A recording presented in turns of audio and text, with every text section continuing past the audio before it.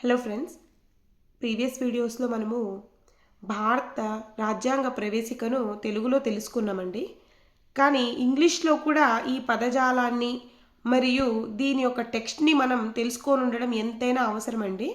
ఇది మనకు group 1, group 2 previous exams రాసిన వాళ్ళకి అభ్యర్థులకి అవగాహన ఉండి ఉంటుంది.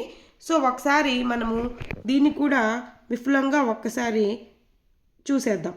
We, the people of India, having solemnly resolved to constitute India into a sovereign, socialist, secular, democratic republic, and to secure to all its citizens justice, social, economic, and political liberty of thought, expression, belief, faith, and worship, equality of status and of opportunity, and to promote among them all fraternity, assuring the dignity of the individual and the unity and integrity of the nation.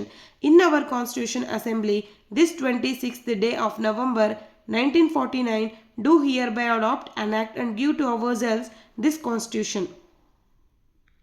So మనము ఇది కూడా ఒకసారి చూసి ఉండడం వల్ల వాడు ఎలా అడుగుతాడో question framing తెలియదు కాబట్టి ప్రతి ఒక్కరు మనం ఇంగ్లీష్లో కూడా ఒకసారి ఈ ప్రియాంబుల్ టెక్స్ట్ను చూసి ఉండడం చాలా ఉత్తమం.